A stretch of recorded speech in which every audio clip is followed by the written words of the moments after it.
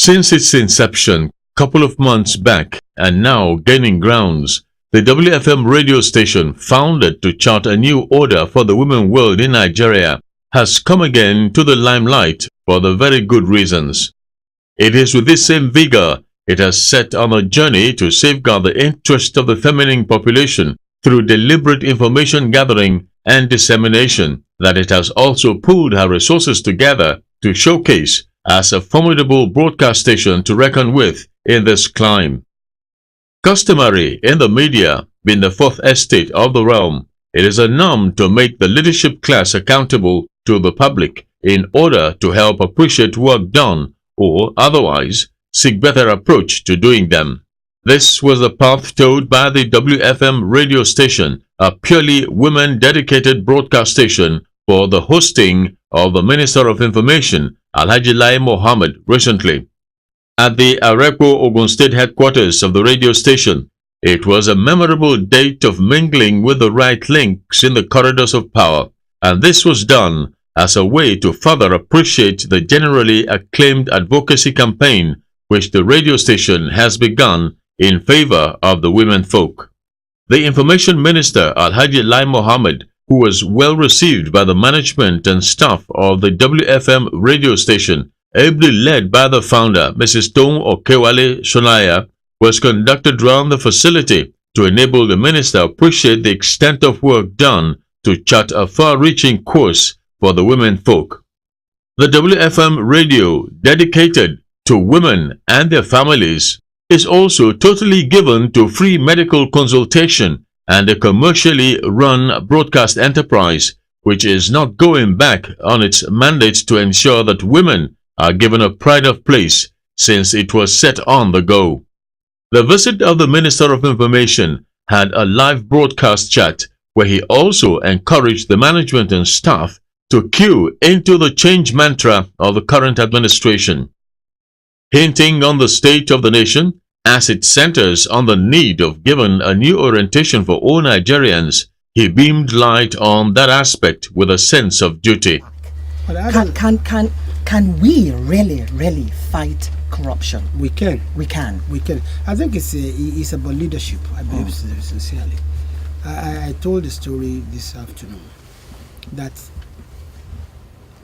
the tradition in Nigeria is that the moment you are nominated a minister, you look for between 100 million naira and 200 million naira to get confirmation. And in time past, even the government will supply this money to give senators. Okay. This time around, no single minister paid 1 penny to anybody to get confirmed. So you can see that, and that's because of leadership. Another thing that worries every Nigerian is the issue of insurgency. You know, insurgency is a big thing. And for us here, you know, we keep talking about the Chibok girls every day. Would the girls be found? Do you think we can find them? We will do everything to find the girls. But you see, when I was much younger, when your cattle gets missing, the following day, very early in the morning, you start tracing the path to see where the cattle has gone.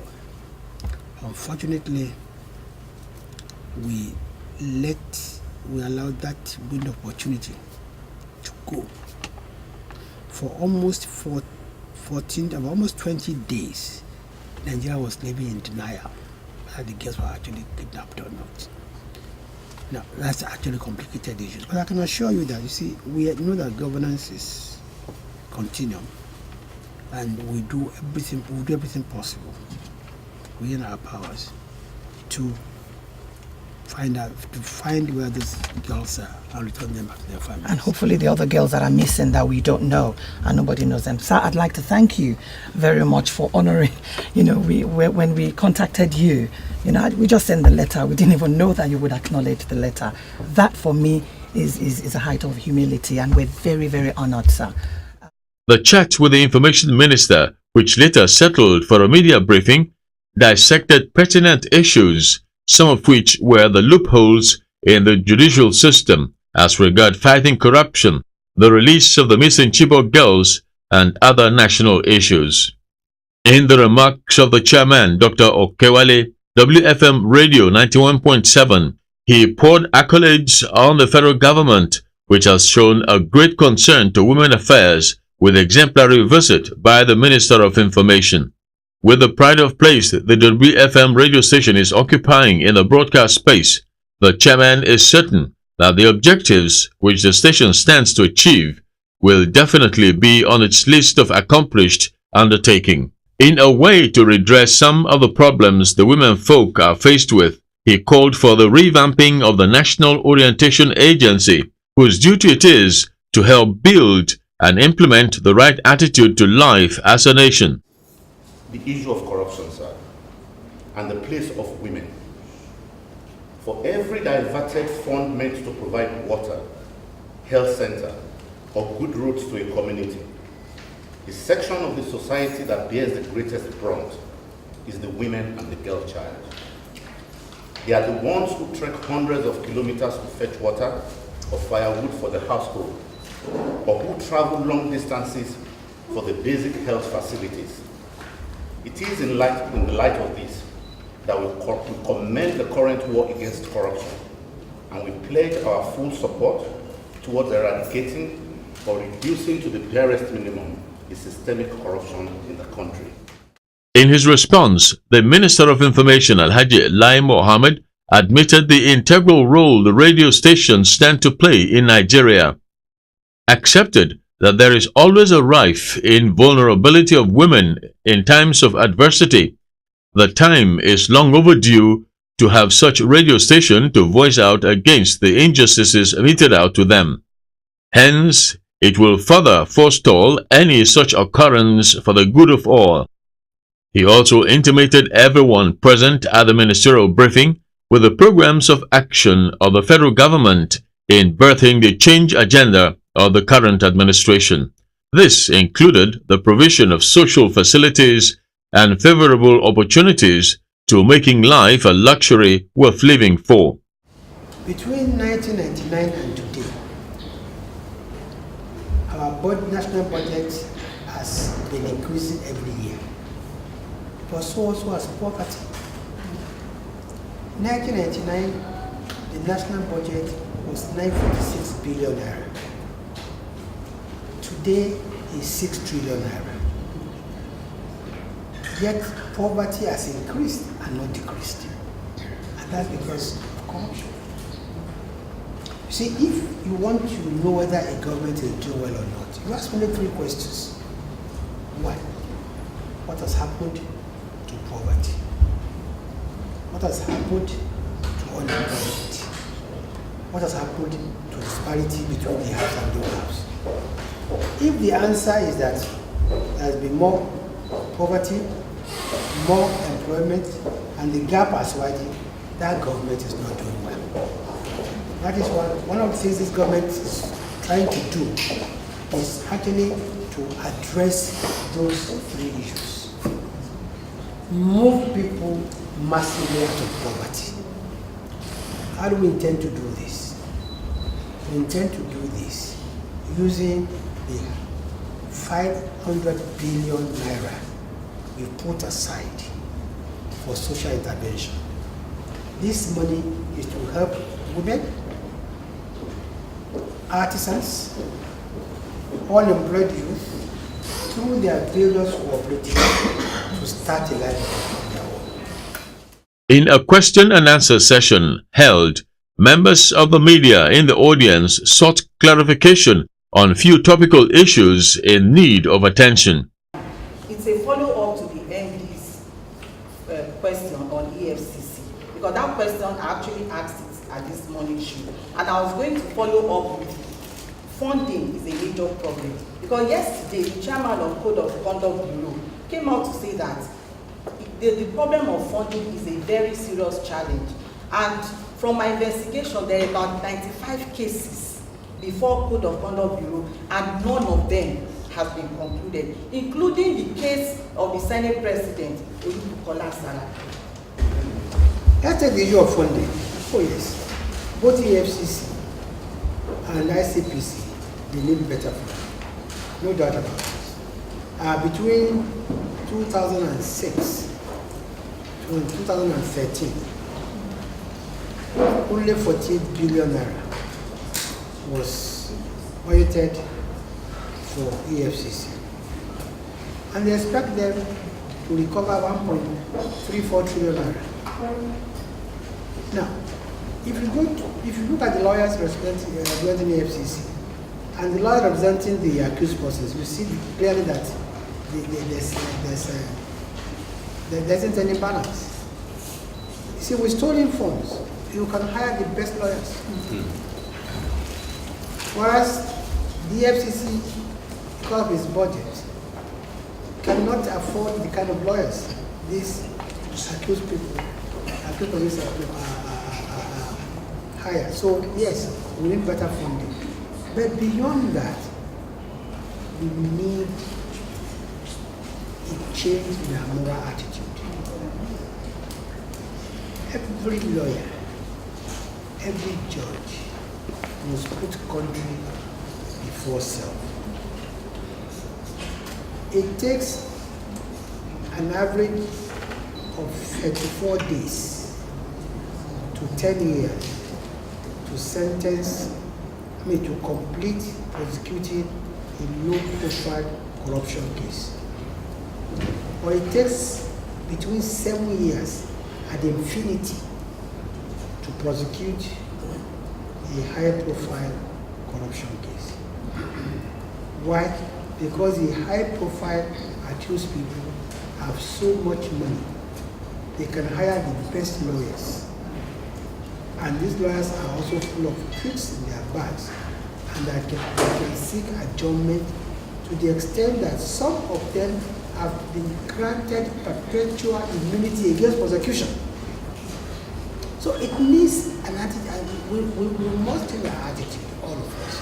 Yes, there are many problems that EFCC faces today, ranging from even capacity to staffing, even to their own internal problems. But majorly, the problems they are facing today is that the match is uneven between those they are supposed to prosecute and them. I've been in business for almost about 28 years, doing the same thing, slow and steady. And in my grown-up years, I know that we used to produce fabrics from Nigeria, cotton produced from Nigeria. And most of the industries right now, they're all grounded. We have become a consuming nation and no longer a producing nation. I want to know, sir, is there anything going to happen to the textile industry? Because we have a whole lot of very talented young people in the industry. And the way they're coming in every day, the polytechnic, the universities, they turn out close to about 200 students, graduates of fashion. And at the end of the day, because there's nowhere to absorb them. The time was that the entire economy of the former northern Nigeria was around textile industry. Kaduna then had more textile industry than any other city. And we had in Asaba, we had in Enugu, we had in Lagos. Our women were employed. I come from a village where they made their money as traders. What happened? And they were not imported. They were manufactured locally here. But wrong economic policies killed these industries. And even when the government, I think about 5-6 years ago, I think made available about 100 billion naira to revive the industry. What happened? It was shared among some people. Now, I know that the Minister of Industry, Trade and Investment, I think, spoke about this, but I know that part of the focus and emphasis of this government is to revive the textile industry. Straight to the point, sir. The Chibok girls. Without beating around the bush, we know that this is a very, very, very sensitive subject, not only to women, not only to fathers, but to our nation. We saw the other day on the media chat when the president was very honest and said that he really doesn't know if they are in Sambisa forest. That was a few weeks ago. Could you kindly give us an update, especially with regards to the fact that we saw some women and men, mothers and fathers crying just a few days ago in Aso Rock. And last question, sir. People on Facebook want to know why you do not have a lady on amongst your aides. I'll tell you why I don't have any female yet. It is because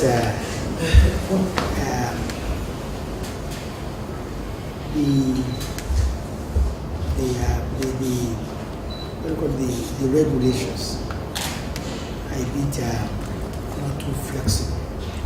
Really, you need special dispensation from Mr. President to even bring in your own personal aides. You are supposed to inherit aides from the ministry. But because we are politicians, and because of the nature of my portfolio, I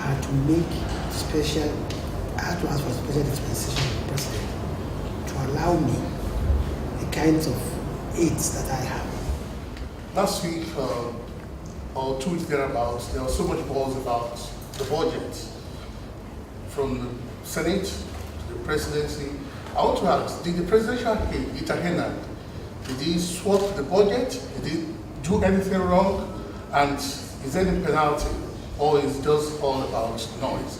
Then secondly, commendable as your visit to critical sectors in the ministry, to your ministry card, I want to know what efforts are you making to ensure the cyberspace in Nigeria is clean, especially with bloggers. Some people just stand up one day and they start, writing all sorts. In other times, even if you say something that is complimentary to the government or the president, they get, punished for it.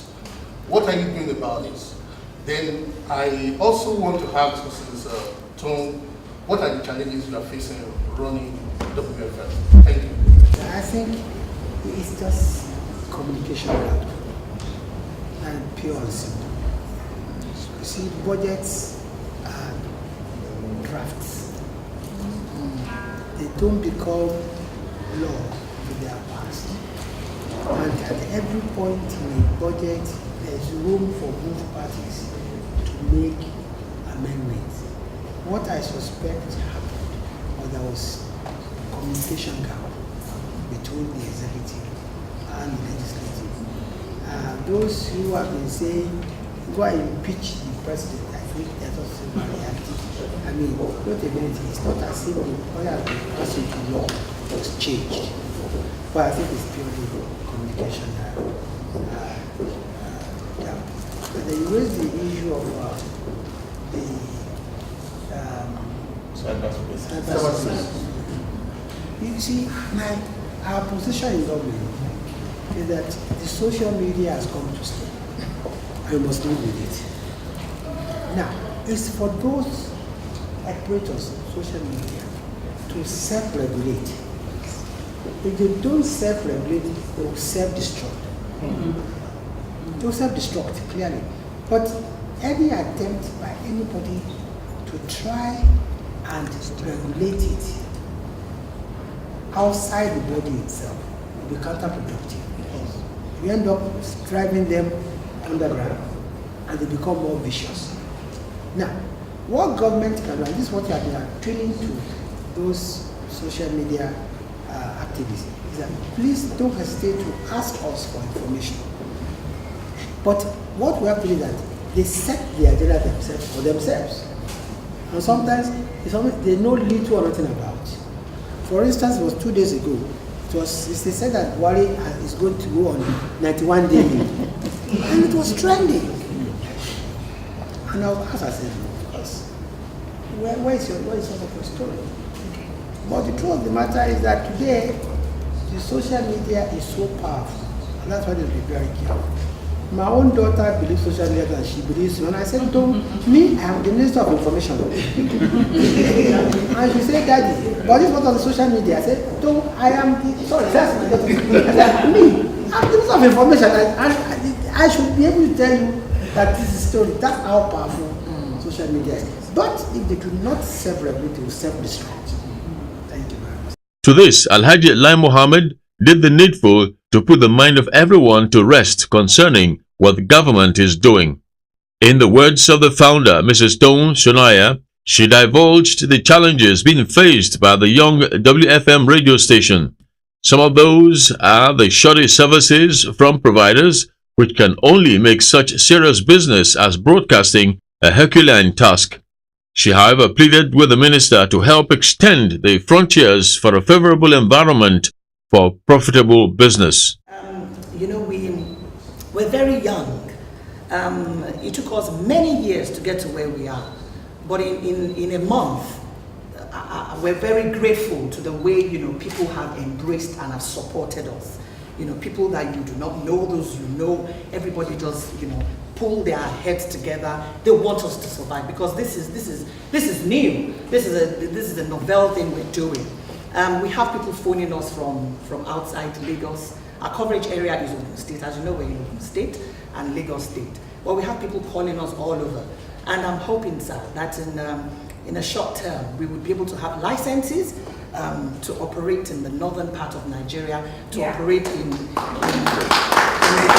south. So that we can reach especially the rural areas, the women in the rural areas. That is our core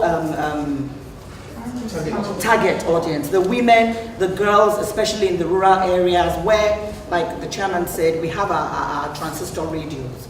The transistor radio has got a lamp. So if electricity is not there, they can use a lamp to read and also to hear another girl similar to them talking. Same with the women in the village, We want them to know the cost of rice in Kuto market. And then we want to know the cost of rice in Oshodi market. The same way we want to know the cost of rice in another village in Kubwa. So I'm hoping, sir, it's not a short-term thing for us. We want to have more licenses to hit the whole of Nigeria. So if we can move closer to Port Harcourt, because we know you don't give licenses in Port Harcourt, and then closer to Abuja, so that we can kind of target all the geopolitical zones of Nigeria. That is our wish.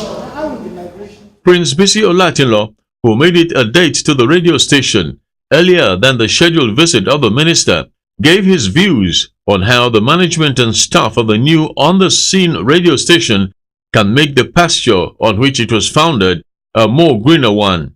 From his hands-on experience on the broadcasting job, it is paramount that the station finds a niche for itself in tandem with world-acclaimed broadcasting standards. A female anchor was on hand to do justice to that beat. And I have the rare privilege today to have a veteran broadcaster with me, Bisi Olatinlo. He's been 41 years in the business. It's very exciting to have you here with me today. How are you, sir?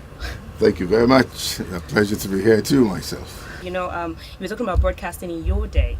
What do you think has changed now? I don't think we should just throw the baby in the bathwater. You guys have done your bit, but I want you to be more original. Quite a lot of us don't speak the way we should be speaking. We like to ape people who are not even the ones we're supposed to be aping, and you lose it at the end of it. So if you try to be original, we started on that premise. We had to be original, and in those days we were always happy to work. But I see these days people do it grudgingly. They're not. Is it that you don't enjoy what you're doing? And in those days, there's nothing at all, like you could call the incentive. We just drew incentive. We just drew inspiration from seeing ourselves work.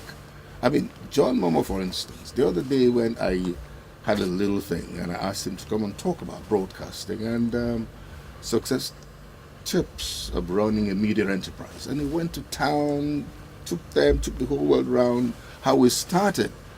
Exactly what I was saying here. That there was nothing that was moving us other than, first of all, the camaraderie, being amongst yourselves, and learning new things. Because if you undergo the kind of training we underwent in FRCN, you'll be brushed up in every aspect of broadcasting. In fact, we were mimicking ourselves. We say we are jack of all trades and master of everything. And it's paying off today.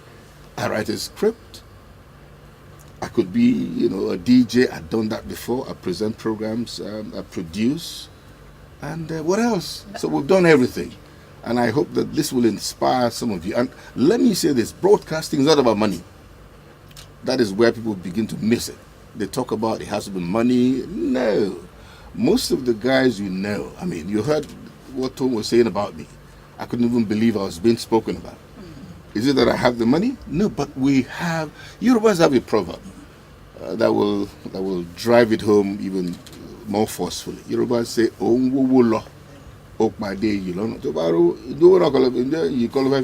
we don't even have to pay for this. We get it everywhere. And people say, why have you not been given the national honor? And I say, I get my honor every day. Even coming here now, I didn't know this place. It's the first time I was coming here. We were directed here by somebody who just saw my face and said, let's go. And I get that every day. To be honest with you, I hope that the younger ones would listen to this and take a cue from it. I mean, look at Tone here. Look at the kinds of people that she brought together when she was launching the station.